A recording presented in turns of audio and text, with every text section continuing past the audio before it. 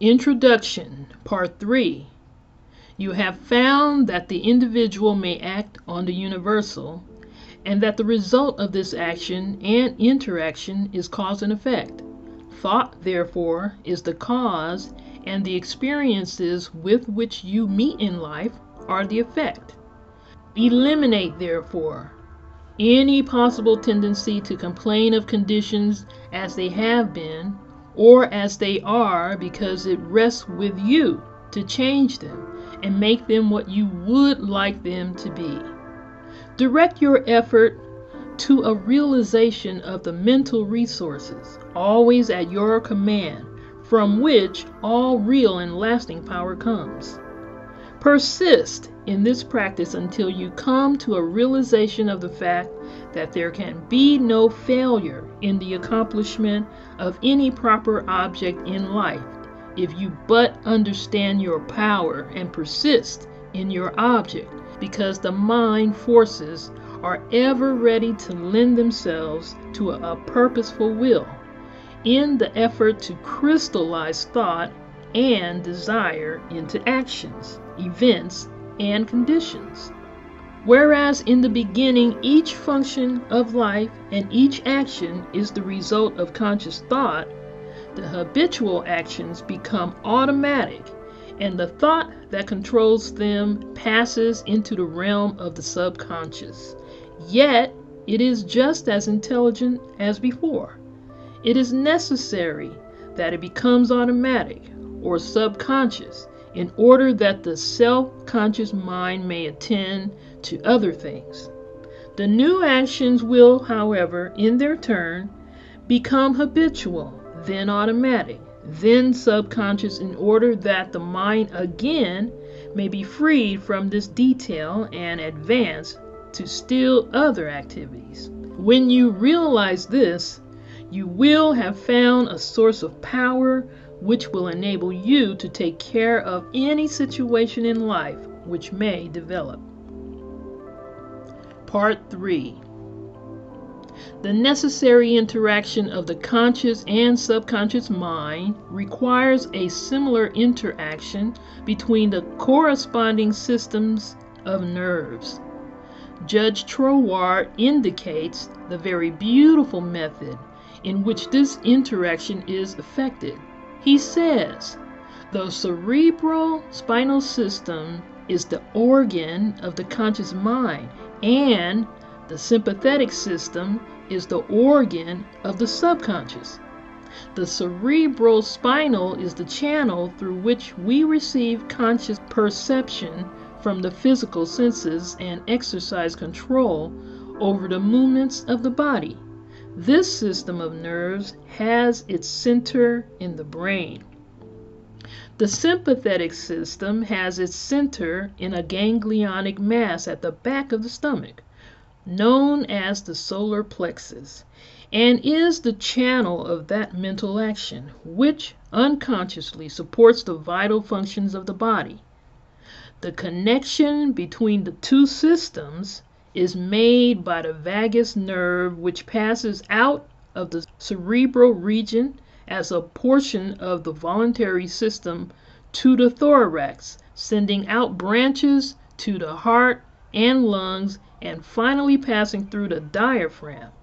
It loses its outer coating and becomes identified with the nerves of the sympathetic system, so forming a connecting link between the two and making man physically a single entity. We have seen that every thought is received by the brain, which is the organ of the conscious. It is here subjected to our power of reasoning. When the objective mind has been satisfied that the thought is true, it is sent to the solar plexus, or the brain of the subjective mind, to be made into our flesh, to be brought forth into the world as reality. It is then no longer susceptible to any argument whatever. The subconscious mind cannot argue. It only acts. It accepts the conclusions of the objective mind as final. The solar plexus has been likened to the sum of the body because it is a central point of distribution for the energy which the body is constantly generating.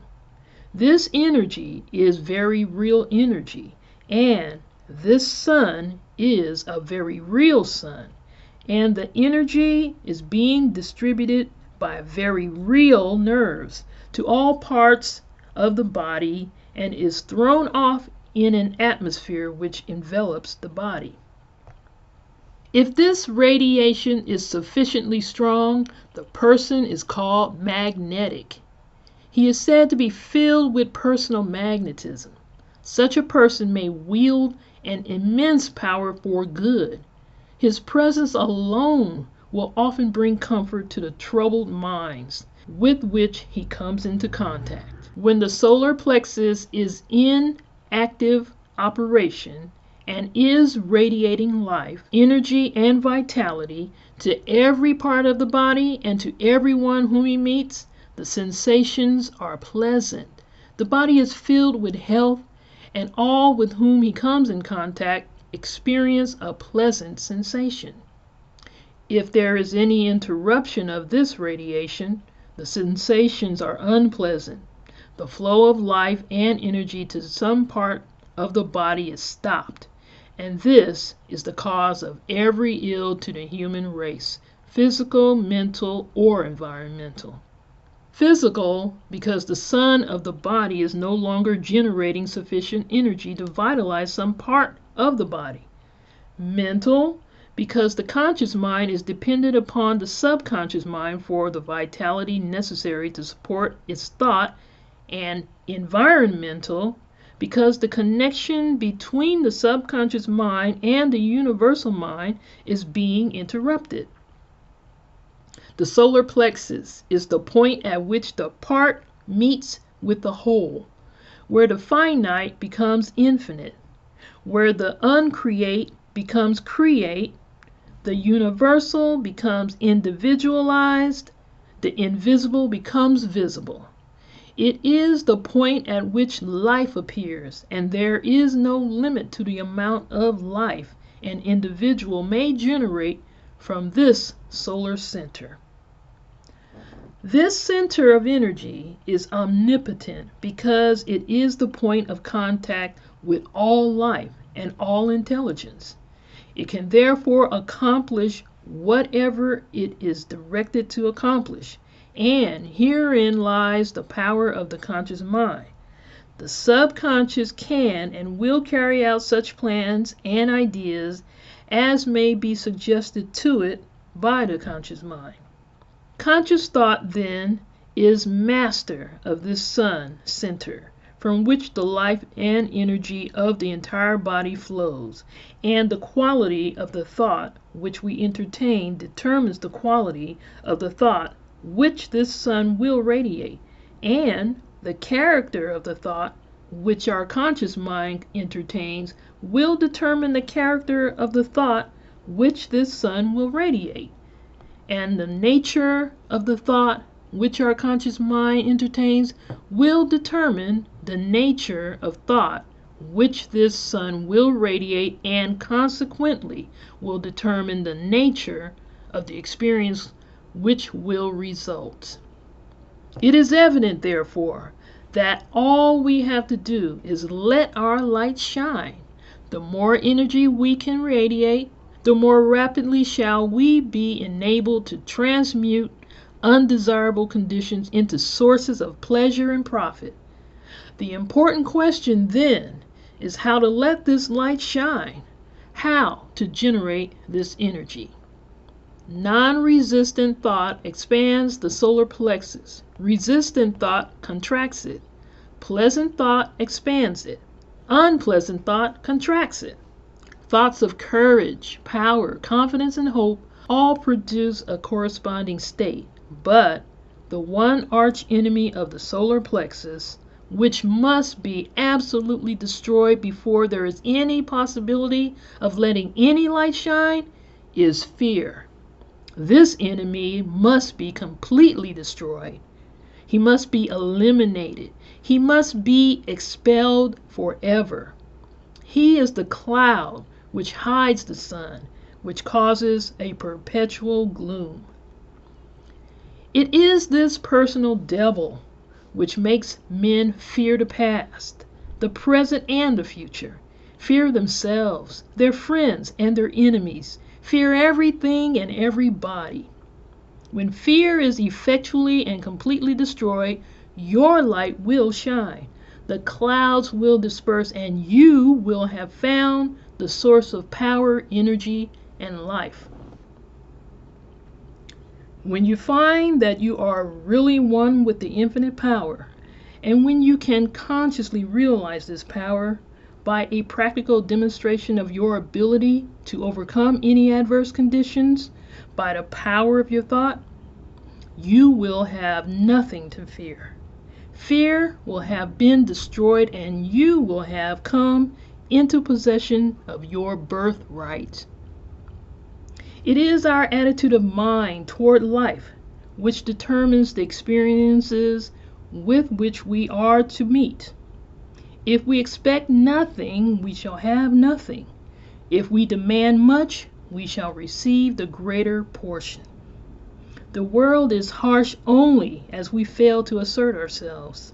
The criticism of the world is bitter only to those who cannot compel room for their ideas. It is fear of this criticism that causes many ideas to fail to see the light of day. But the man who knows that he has a solar plexus will not fear criticism or anything else. He will be too busy radiating courage, confidence, and power. He will anticipate success by his mental attitude. He will pound barriers to pieces and leap over the chasm of doubt and hesitation which fear places in his path. Knowledge of our ability to consciously radiate health, strength, and harmony will bring us into a realization that there is nothing to fear because we are in touch with infinite strength. This knowledge can be gained only by making practical application of this information. We learn by doing. Through practice, the athlete becomes powerful. As the following statement is of considerable importance, I will put it in several ways so that you cannot fail to get the full significance of it. If you are religiously inclined, I would say you can let your light shine. If your mind has a bias towards physical science, I would say you can wake the solar plexus. Or, if you prefer the strictly scientific interpretation, I will say that you can impress your subconscious mind. I have already told you what the result of this impression will be. It is the method in which you are now interested. You have already learned that the subconscious is intelligent and that it is creative and responsive to the will of the conscious mind. What then is the most natural way of making the desired impression? Mentally concentrate on the object of your desire. When you are concentrating, you are impressing upon the subconscious. This is not the only way, but it is a simple and effective way, and the most direct way, and consequently the way in which the best results are secured. It is the method which is producing such extraordinary results that many think that miracles are being accomplished. It is the method by which every great inventor, every great financier, every great statesman has been enabled to convert the subtle and invisible force of desire, faith, and confidence into actual, tangible, concrete facts in the objective world.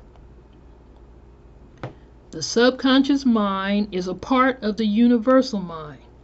The universal mind is the creative principle of the universe. A part must be the same in kind and quality as the whole.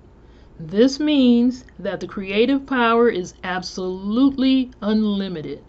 It is not bound by precedent of any kind and, consequently, has no prior existing pattern by which to apply its constructive principle.